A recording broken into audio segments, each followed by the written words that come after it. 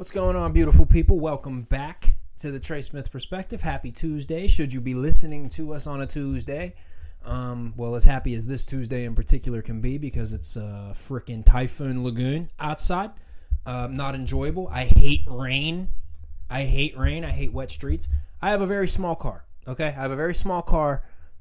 It will wash away. It's basically a matchbox. I will drown in a puddle. It's like Bruce Willis in Glass. I will drown in a puddle. I'm off on a tangent. Anyway, welcome back to the Trey Smith Perspective. This is episode 77. I am your host, Trey Smith. As always, big shout out and much love to you for listening. Anywhere you're listening, however you're listening, whichever DSP or platform that may be. Like, share, subscribe. This is that promotional jargon that we are oh so good at every single week. SmithTrey7 on Twitter and Instagram. Like it, subscribe it, share it, get freaking with it. All right, what do we got? What do we got to get into this week? Happy Easter, first and foremost. Happy Easter to everyone. Happy holidays. Happy family time, I guess, is the most important thing that it should have been. Just being in the presence of people that you are thankful for and have love for. Hopefully you were able to do that this holiday and eat some good food, as I was. And, yeah. Let's get into it. Again, we really don't have too much to get into. I'm not about to delve into Drake's spicy IG captions, which, come on, man. I came on here last week and I said we weren't going to get a record from Drake. I really wasn't expecting one. He had already said what he was saying. He had started the shit. He had initiated the shots. He had shot the first shot or shots. Kendrick was responding. But the spicy IG captions, I'm like, I'm over it. We don't need it. I don't need the Nav lyrics. I don't need the fucking the spicy teenage girl IG captions. Just say nothing at all then. Just say nothing at all. One album I didn't touch on last week when I was touching on Future and Sir's albums, which are two albums that I'm still bumping, by the way, that are still heavy in rotation. Definitely check those out. Sir and Future. Future's album is We Don't Trust You, and Sir's album is called Heavy, I believe. Check those out. Joyner Lucas put out an album as well, and I gotta say, I'm enjoying it. I am enjoying it. A few of them have made their way into my workout playlists, which Joyner's typically good for. I think a couple every album. But even more than that, he's got a couple pretty good songs on there. I highly recommend checking that out as well if you're a fan of that. Just decent rap. Joyner tends to... I'm hit or miss on Joyner. I'm either in on him, he's got a great... or it'll be a great song, or I'm just like all out, don't really need to hear it. But that's really it in the realm of music, man. We don't have much to touch on in the realm of movies, entertainment, anything. We didn't get around to fucking watching The Ones Who Live, so I'm behind 2 episodes on this shit. Because I gotta watch it with my girl, can't watch it without her, and she wasn't ready to watch it. And then, of course, Easter was when the finale aired, so we weren't home when that aired, but we still haven't watched 5 because she hasn't really been in the mood to watch it, so we're behind. I'm not happy about it, so I don't know how it ends. You probably know how it ends. Don't spoil me, all right? Don't spoil nothing. I just hope he made it home to Judith and RJ. They better both be alive. That's all I'm saying. And Daryl better be back from Paris. That's all I'm saying. Anyway. In the realm of kind of movies, I keep seeing Jack Black say this, and I can't disagree with it more. Like, he keeps insisting that GTA or Red Dead Redemption need to be made into movies. I can't disagree with that more. Because I was talking about this with a guy I work with. Those IPs lend more to the video game market than they would the movie market. Like, does that make sense? Like, Grand Theft Auto, like, in its essence as to what the game is, how you kind of decide, like, how much or little chaos is going to kind of...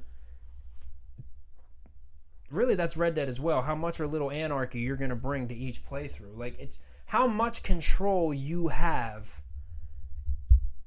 from instance to instance in those huge, sprawling open worlds is kind of what makes them as great as they are. How do you convey that, or how do you turn that into a movie in a way that gets across and still, or gets that across, or still makes the viewer feel that way in a sense? I don't know. Or do you just make it about like the characters? Do you take Nico Bellic's story from GTA 4 and you just make a movie about it? Or do you take Trevor Michael and Franklin's story from GTA 5 and just make a movie about it? I don't think it works, because the personal experiences that the player experiences while being these people in this world is kind of what elevates it to the level that it's at in the gaming realm. I just don't think it translates. Now, on the other hand, there's a lot of fucking really creative people in the world, and a few years ago, I wouldn't have thought that the Super Mario Brothers movie would have been any good. I wouldn't have thought that the Dungeons and Dragons movie with Chris Pine would have been any good. But here we are. There are instances where when the IP comes first and it's made with love, and it's made by people with not only thorough knowledge of what they're making a movie about, but thorough appreciation of the IP as well, then it might come across a different way. The Uncharted movie, something that I think it's going to want to avoid is feeling like the Uncharted movie, which, again, I'll speak for myself. It's just, you don't want to walk out of a movie, and it's not, I walk out of like some video game movies like this, and there's also like certain sequels or prequels or like sequel series. It's like, does this really feel like it needs to exist? Like, does it justify its own existence? Like, I would argue that Coming to America 2 doesn't justify its own existence. Hocus Pocus 2 doesn't justify its own existence. Uncharted 1 versus the movie versus the games, when you could just experience the games, doesn't justify its existence. The fucking Need for Speed movie with fucking Aaron Paul from however many years ago didn't justify its existence. Now, I'll give you two video game movies that did justify their existence by being creative, true to the source, made by people that you could tell have a certain appreciation and affinity for the IP. Sonic the Hedgehog 1 and 2. Those are great movies. I'll give you another one, Five Nights at Freddy's. I think that's a great one. Another bad one. So again, I'm open to being surprised. I'm open to being pleasantly surprised, I should say. But it's like you could say there's a lot of movies that are GTA like, Red Dead like.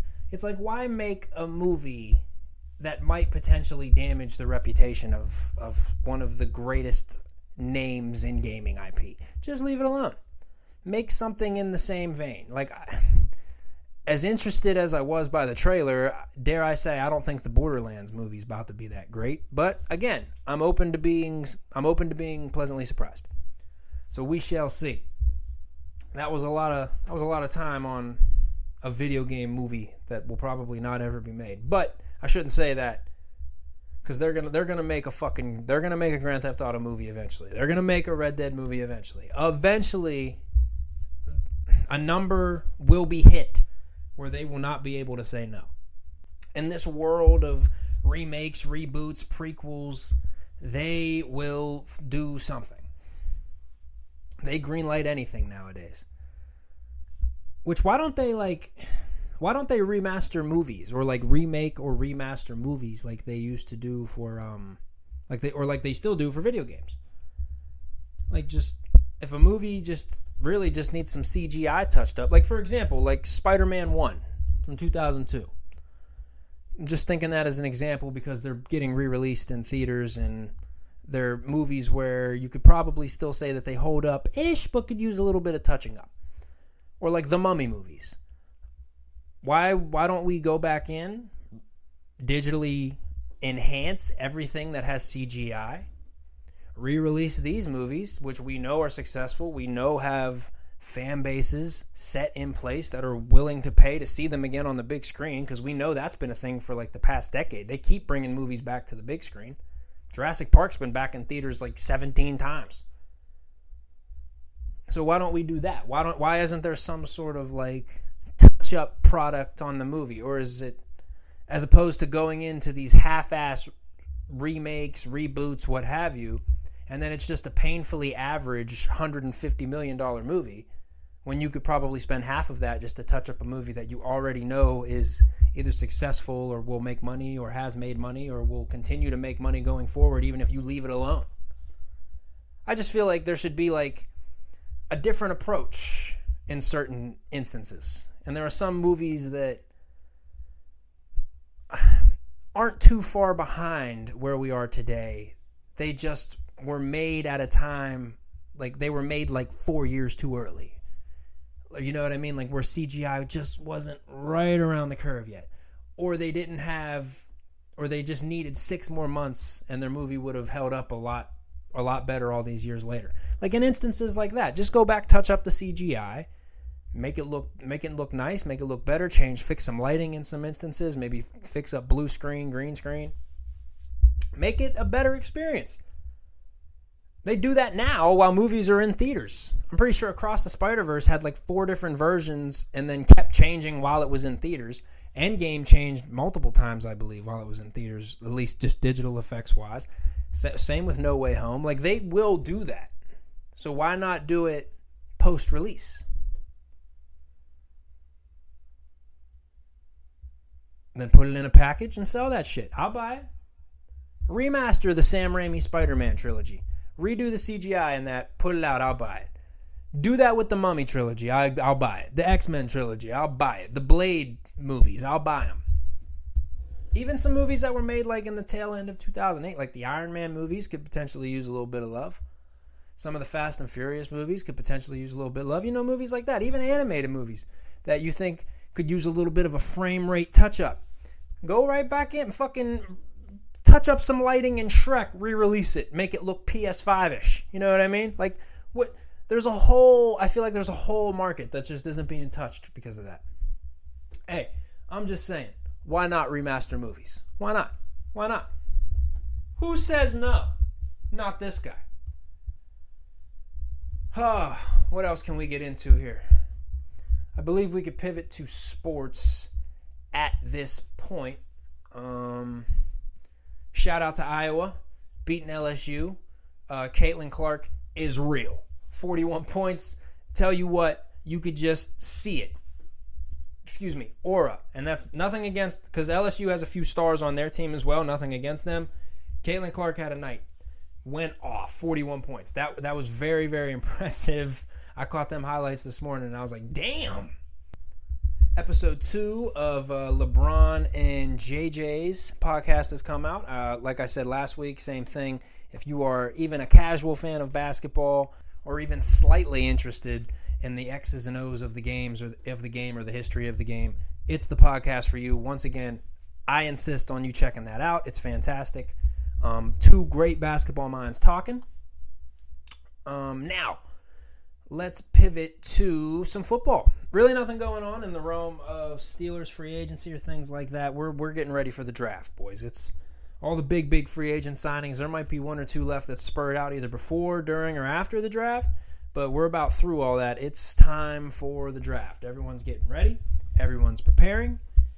And the Steelers did sign Kyle Allen, I believe. So that gives us 3 QBs. Like I said, I expect us to draft someone because we always go into camp with 4. That is what we do. That's our thing. And real quick before we continue to delve into football here, condolences to the family of Vontae Davis. Rest in peace. Former player, I believe, for the Miami Dolphins and the Indianapolis Colts. I believe he played for the Bills for a little stint as well. Retired at halftime, which was legendary. He passed away, I think, at the young age of 35 years old, which is horrifying. And nobody really seems to know how. As I looked it up here, it says no cause of death has been released pending autopsy results. Police did say in a statement that the investigation is still active. Davis played for 10 seasons in the NFL after being drafted 25th overall by the Dolphins in 2009 out of Illinois. So RIP to Vontae Davis. Very entertaining on Hard Knocks. If you remember, he was the guy that most people remember him by as he had to call his grandma after Joe Philbin traded him. Seemed like a great teammate. Was tough watching Darius Butler kind of get choked up on the Pat McAfee show yesterday when they addressed it. So, again, condolences to his family and the NFL community. I'm still not happy about the hip drop tackle rule. I'm sorry, I'm just not. I'm really not.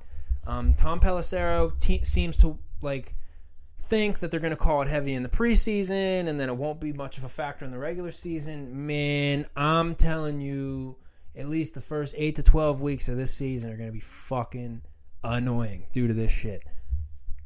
I still just don't understand how you feel comfortable enacting this rule when physics and momentum and feet getting tangled and the offensive players are still allowed to juke and make moves to try to avoid tacklers, right? Like should we implement some kind of Oklahoma drill-esque rules where they can't juke or they get one juke move to try and make this semi-real? Because again, realistically, say a running back's running off tackle, he's running out wide, middle linebacker's trying to track to get him. He's got a pretty good inline on him, but back takes a little fake little head hezzy inside, cuts outside. Now the backer's he's kind of at an odd angle. He's got to kind of dive, maybe swing his momentum, and his legs, God forbid, end up swinging around and almost make it look like a hip drop tackle. Even though he's not doing a hip drop tackle, he's just trying to get a motherfucker on the ground, which is the essence of football here.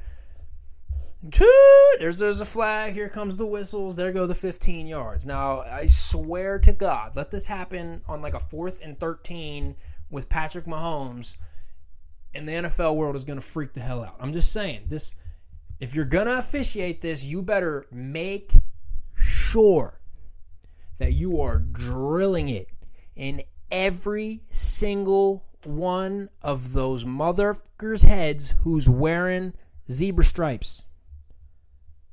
Because I just see this getting so ticky-tacky so fast, and I'm still just not happy about it. I'm not happy about it at all. Really not happy about it at all. Another thing I'm not happy about, I haven't been huge on Caleb Williams, but y'all roasted this man for 28 straight hours because he had a pink phone case. Fam, my phone is pink. I have a pink phone. Now, the paint in the nails is weird, but apparently that's something he's got with his mom. That's their thing. That's their bond. That's connection. Apparently his mom's paints his nails. I'm not going to touch on something that I'm not going to touch on a connection a man might have with his mama.